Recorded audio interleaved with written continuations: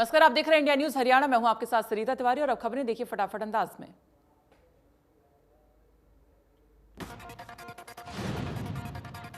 CDS Vipin Rawat और उनकी पत्नी मधुलिका रावत की अस्थियां आज हरिद्वार गंगा में विसर्जित की गई हैं। जनरल की दोनों बेटियां कृतिका और तरीनी ने दिल्ली कैंट में स्थित बरारस्वार क्रेमेटोरियम से अपने माता पिता की अस्थियां एकत्र की।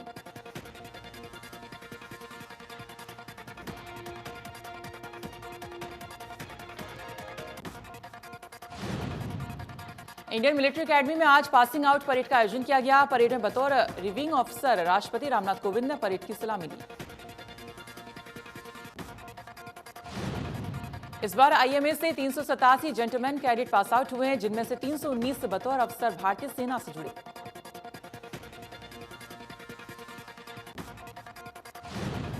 इस बार मित्र देशों के 68 जेंटलमैन कैडेट भी पास आउट हुए हैं। शेड्यूल में पूर्व निर्धारित मल्टी एक्टिविटी डिस्प्ले और लाइट एंड साउंड शो राष्ट्रीय शो के चलते रद्द कर दिया गया है।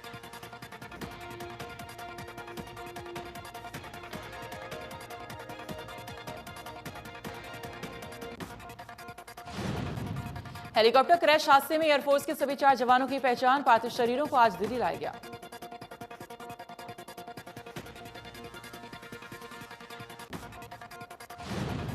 विंग कमांडर पृथ्वी सिंह, जेडब्ल्यूओ प्रदीप, जेडब्ल्यूओ राणा प्रताप दास और लांस नायक बी साई तेज की हुई पहचान।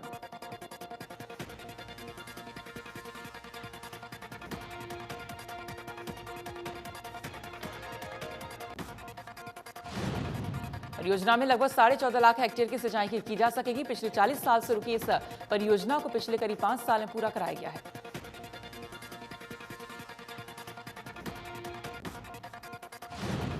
पीएम मोदी ने कहा, देश की नदियों के जल के सदुपयोग हो, किसानों के खेत पर पर्याप्त पानी पहुंचे, ये सरकार की सर्वोच्च प्राथमिकताओं में है।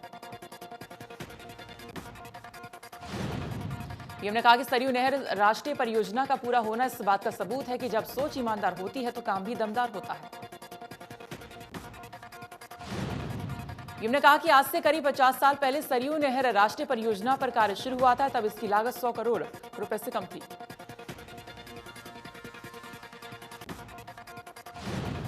सीएम योगी ने कहा कि इस परियोजना में बहराइच, श्रावस्ती, बलरामपुर, गोंडा, बस्ती, सिद्धार्थनगर, संत कबीरनगर, महाराजगंज और गोरखपुर समेत 9 जिलों को जोड़ा गया है।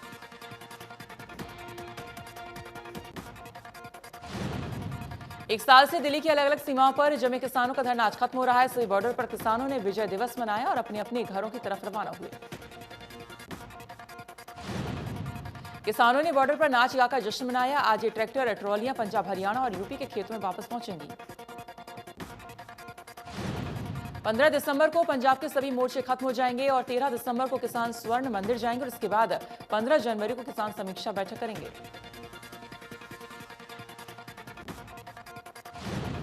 किसान को घर वापसी पर किसान नेता राकेश टिकैत ने कहा, किसानों का घर लौटना शुरू हो गया है, लेकिन अभी आंदोलन खत्म नहीं हुआ है, स्थगित हुआ है।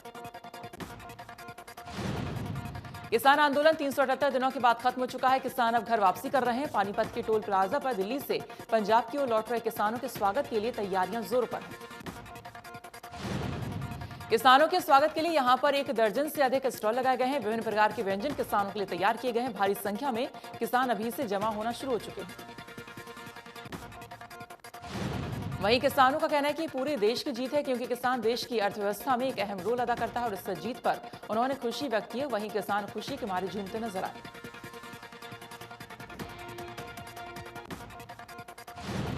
सोनीपत में रूट डाइवर्ट करने के बावजूद यहां भारी वाहनों का जाम लग गया है। हाईवे 44 पर कई किलोमीटर तक फंसे लोग किसानों की घर वापसी की वजह से प्रशासन ने रूट किया था डाइवर्ट।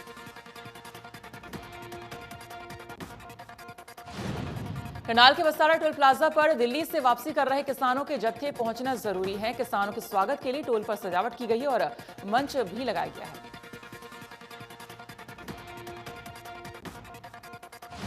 कुरुक्षेत्र में आयोजित अंतर्राष्ट्रीय गीता समारोह में सीएम मनोहर लाल और लोकसभा अध्यक्ष ओम बिरला ने शिरकत की। गीता ज्ञान संस्थानम में पहुंचे लोकसभा अध्यक्ष ओम बिरला और मुख्यमंत्री मनोहर लाल ने गीता ज्ञान संस्थानम के नवनिर्मित सभागार का उद्घाटन किया। गीता ज्ञान संस्थानों में आयोजित युवा सम्मेलन में बीजेपी के कई नेता और मंत्री भी शामिल हुए।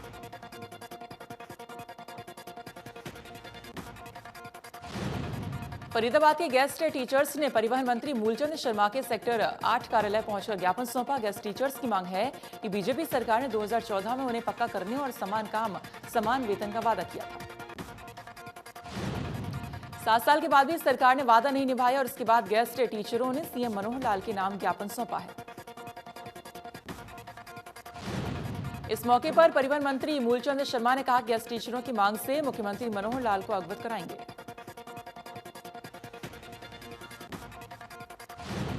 बिजली मंत्री रणजीत सिंह चौटाला ने कहा कि शहरी क्षेत्रों में छापेमारी चल रही है, एक रूटीन प्रक्रिया है। उन्होंने ये भी कहा कि अगले 15 दिनों के अंदर अंदर पुराना क्षेत्र के सभी पुराने बिजली के तारों को बदल दिया जाएगा। रणजीत सिंह चौटाला ने कहा कि ट्रांसफार्मर की कमी को पूरा किया जाएगा। अगर कहीं ट्रांसफार्मर की क्षमता कम है तो उसे बढ़ाया जाएगा। बिजली मंत्री ने कहा कि नए गांव में इसी माह होने जा रहे जलसा से पहले मदरसा के ऊपर से गुजर रही हाई टेंशन तारों को जल्द से जल्द हटाया जाएगा। बिजली मंत्री बोले कि ट्यूबवेल के कनेक्शन के लिए जिन किसानों ने 2018 से पहले 30,000 रुपए जमा कर दिए थे, उन्हें मई जून 2022 तक कनेक्शन दे दिए जाएंगे।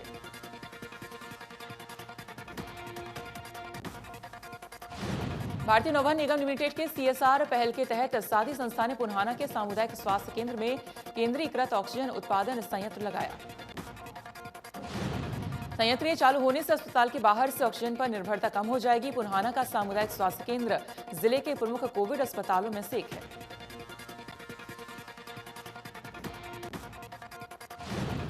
फरीदाबाद में आंगनबाड़ी वर्कर यूनियन की हड़ताल 18 दिसंबर तक बढ़ा दी गई है। आंगनबाड़ी वर्कर्स का कहना है कि हड़ताल 4 दिन के लिए थी, पर इसे 8 दिन और बढ़ा दिया है। वर्कर्स का कहना है कि सरकार ने 2018 में उनसे वादा किया था कि उनकी सभी मांगों को पूरा देगी, लेकिन 2.5 साल बीत जाने के बाद ही मांगें अब तक पूरी नहीं की गई हैं। वर्कर्स ने कहा कि सरकार जब तक सभी हमारी सैलरी नहीं बढ़ाती और पोषण ट्रैकर को बंद नहीं करती है, तब तक हड़ताल ऐसे ही जारी रहेगी।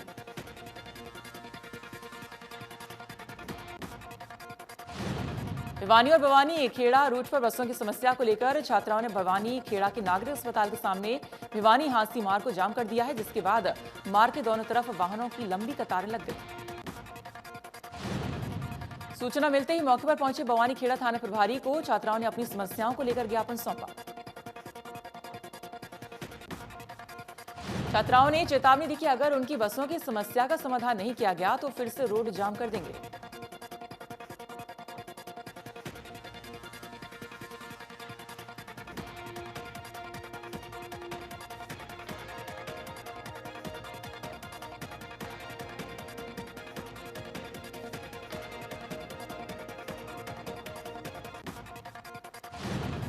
झज्जर में आंगनबाड़ी वर्करों ने ऑफलाइन काम करने की मांग को लेकर लघु सचिवालय परिसर में धरना दिया और प्रदर्शन कर सरकार के खिलाफ नारेबाजी की।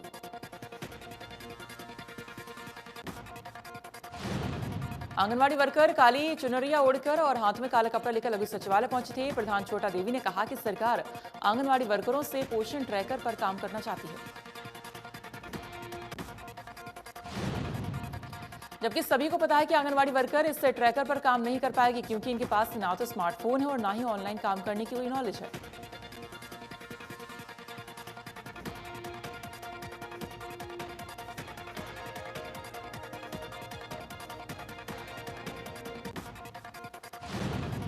नूह में सीएम फ्लाई ने अवैध अस्पताल पर बिना अनुमति के चल रहे अस्पताल पर छापेमारी की है। अस्पताल संचालक समेत 3 पर केस दर्ज किया गया है।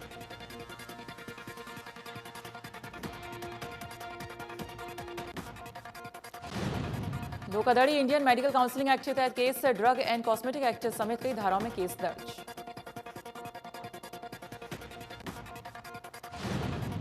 सीएम फ्लाइंग की कार्रवाई में अस्पताल संचालकों में हड़कंप, अस्पताल से भारी मात्रा में प्रतिबंधित दवाइयां भी बरामद।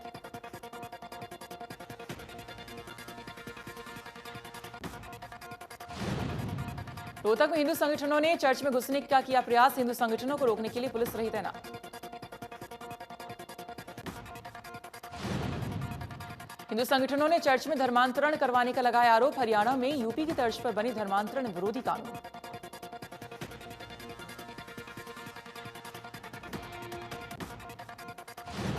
गोलाचीका भाईचारा ट्रक यूनियन कॉर्पोरेटर्स ने स्टेट हाईवे की एक साइट पर लगाया जाम, जेजेपी विधायक ईश्वर सिंह के खिलाफ जमकर की नारेबाजी। ऑपरेटरों ने हरे पेड़ तोड़ने वालों पर कार्रवाई करने की मांग की। एसएचओ जयवीर सिंह के समझाने के बाद ट्रक ऑपरेटरों ने सड़क के एक साइड में धरना शुरू किया।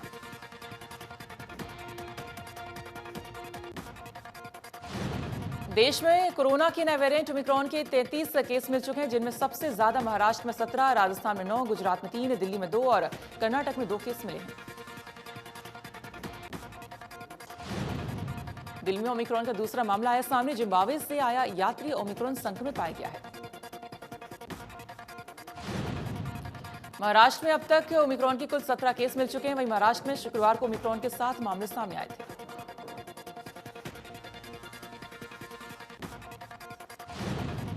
मुंबई में ओमिक्रॉन के केस आने के बाद महाराष्ट्र सरकार ने आज और कल के लिए धारा 144 लगा दी है। इसके अलावा रैली, जुलूस और मोर्चाओं पर भी प्रतिबंध लगाया गया है। मुंबई में ओमिक्रॉन के बढ़ते मामलों के चलते फैसला लिया गया है। आदेश का पालन न करने पर आईपीसी की धारा 188 और अन्य कानूनी प्रावधानों के तहत कार्रवाई की जाएगी। ब्रिटेन में गुरुवार को ओमिक्रॉन के 249 और मामलों की पुष्टि हुई है। एक दिन में दोगुनी बढ़ोतरी के साथ ब्रिटेन में कुल 817 ऐसे मामले सामने आ चुके हैं। डब्ल्यूएचओ ने ओमिक्रॉन वेरिएंट को लेकर बूस्टर शॉट्स के लिए कोविड-19 टीकों की जमाखोरी के खिलाफ अमीर देशों को चेतावनी दी है। डब्ल्यूएचओ ने कहा कि ऐसे में उन गरीब देशों में टीके की आपूर्ति बाधित होगी जहां पहले से ही वैक्सीनेशन दर कम है।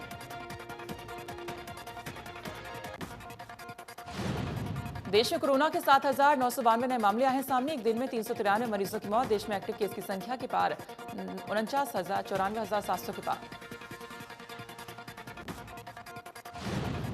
भारत में 18 साल से अधिक आयु के लोगों को 52.5% वैक्सीनेट कर दिया है।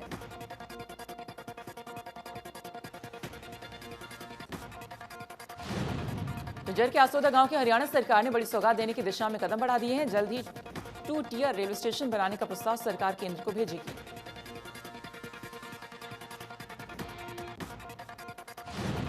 इस मांग को लेकर गांव के लोग सीएम मनोहर लाल से मिले, जिस पर मुख्यमंत्री ने रेलवे को प्रस्ताव भेजने का आश्वासन ग्रामीणों को दिया। अब ग्रामीण न केवल संतुष्ट हैं बल्कि ये भी कहा कि सीएम के इस फैसले से 22 गांव और 6 विधानसभा के लाखों लोगों को फायदा होगा।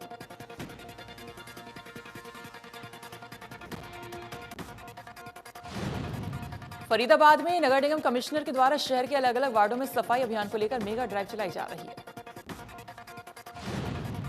जिसके लिए नगर निगम की कई टीमें नियुक्त की गई हैं। वहीं नियुक्त किए गए वार्ड कमेटी के ट्रेनर और बच्चे भी लोगों को यहां पर ट्रेन कर रहे हैं।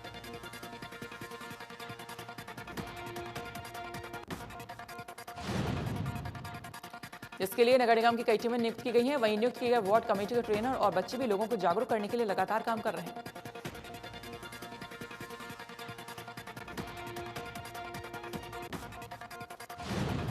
इसी कड़ी में पर्वतीय कॉलोनी स्थित वार्ड नंबर 5 में मेगा ड्राइव चलाई गई है। यहां अवैध मीट शॉप और डेयरी संचालकों के चालान काटे गए, जो पशुओं का गोबर नलियों और सीवर में बहा रहे हैं। बल्लभगढ़ में हरियाणा के कैबिनेट मंत्री मूलचंद शर्मा ने बल्लभगढ़ विधानसभा क्षेत्र में मेगा सफाई अभियान का शुभारंभ किया है। सफाई कर्मचारियों को कूड़ा उठाने के लिए 50 रिक्शा वितरित किए गए। मूलचंद शर्मा ने कल्पना चावला सिटी पार्क में बनाई जा रही लाइब्रेरी का भी निरीक्षण किया है। लोगों की डिमांड पर मंत्री ने पार्क में पुलिस पोस्ट बनाने की भी घोषणा की है। कैबिनेट मंत्री मूलचंद शर्मा ने कहा कि सिटी पार्क के पास मेट्रो स्टेशन और पार्क में आने जाने वाले लोगों की सुरक्षा को देखते हुए आदर्श नगर थाने के अंतर्गत बनाई जाएगी। महम 24C के भेड़ी महाराजपुर वासियों ने रोहतक हिसार रोड जाम कर दिया है। ग्रामीणों का आरोप है कि चीनी मिल की राख घरों तक आती है और सांस लेने में परेशानी होती है।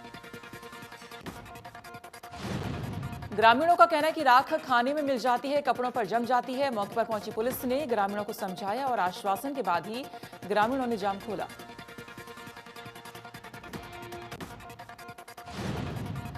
टिकरी बॉर्डर से आंदोलन समेटकर घर लौट रहे पंजाब के किसानों के साथ हिसार में हादसा हो गया। किसानों की ट्रॉली को गांव ढुंडूर के पास ट्रक ने टक्कर मार दी।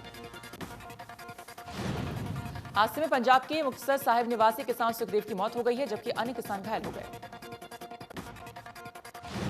घायल दूसरे किसान अजयप्रीत के अस्पताल में इलाज के दौरान मौत हो गई है। इस हादसे में कुल 7 किसान घायल हुए, जिनमें 2 की मौत हो चुकी है।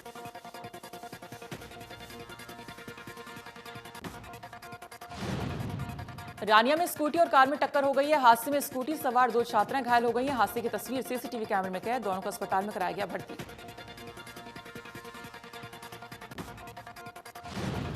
चरखी दादरी के होटल में एक युवक ने पहले अपने साथ आई युवती की गोली मारकर हत्या कर दी और इसके बाद खुद को भी गोली मार ली। सूचना पाकर डीएसपी और थाना शहर पुलिस मौके पर पहुंची। पुलिस ने दोनों के शवों को पोस्टमार्टम के लिए नागरिक अस्पताल भेज दिया है। झज्जर निवासी प्रवीण कुमार और चरखी दादरी निवासी सोनिया कॉलेज रोड स्थित होटल ब्लू डायमंड में आए थे।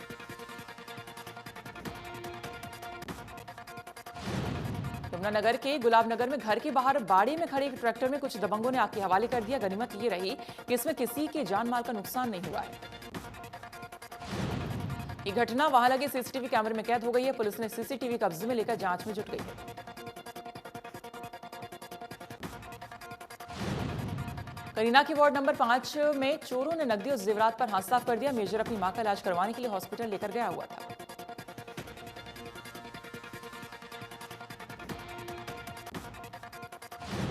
चोरों ने पीछे से घर में घुसकर चोरी की है। पुलिस ने अज्ञात चोरों के खिलाफ मुकदमा दर्ज कर आगे की कार्रवाई में जुट गई है।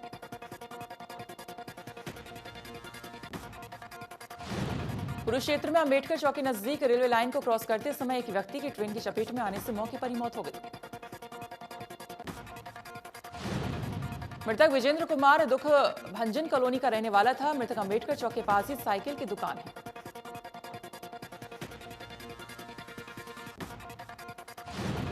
कुरुक्षेत्र में जिला पुलिस अपराध शाखा ने लाडवा में हुई लूट की वारदात को सुलझाते हुए 2 आरोपियों को गिरफ्तार कर लिया है। अदालत ने इन आरोपियों का 5 दिन का पुलिस रिमांड पर भी लिया।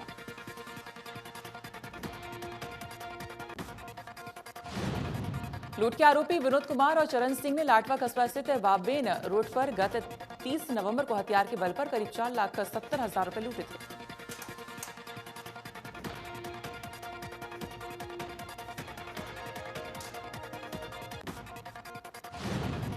मध्य प्रदेश में पंचायत चुनाव को लेकर सुप्रीम कोर्ट ने सुनवाई की है। कोर्ट ने सुनवाई की अगली तारीख 13 दिसंबर तय की है। महाराष्ट्र सरकार के द्वारा ओबीसी आरक्षण बढ़ाए जाने के खिलाफ दायर याचिका के साथ ही मध्य प्रदेश की पंचायत चुनाव में रोटेशन पालन न करने वाली याचिका की सुनवाई एक साथ होगी।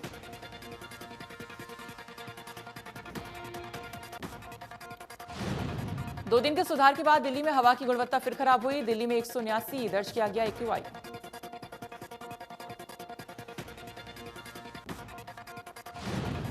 अंबाला में भी आबोहवा में सुधार है। एयर क्वालिटी इंडेक्स 103 दर्ज किया गया है।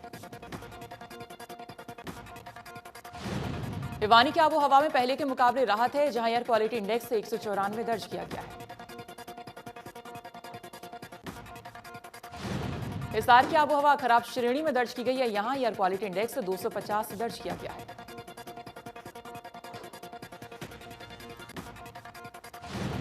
गुरुग्राम में एयर क्वालिटी इंडेक्स 179 दर्ज किया गया, जहां दमा के मरीजों को सांस लेने में दिक्कत हो रही है।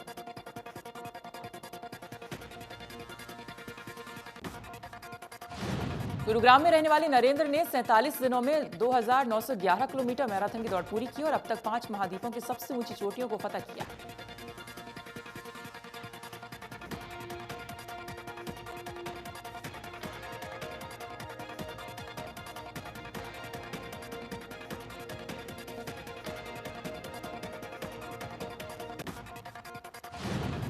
जम्मू कश्मीर के बांदीपोरा में आतंकवादियों ने पुलिस टीम पर हमला कर दिया है। इस हमले में 2 पुलिस के 2 जवान मोहम्मद सुल्तान और फयाज अहमद शहीद हो गए। आतंकियों ने यह हमला उस वक्त किया जब पुलिस टीम बांदीपोरा जिले में स्थित गुलशन चौक पर तैनात थी। इस घटना के बाद इलाके को घेरकर आतंकवादियों की तलाश की जा रही है।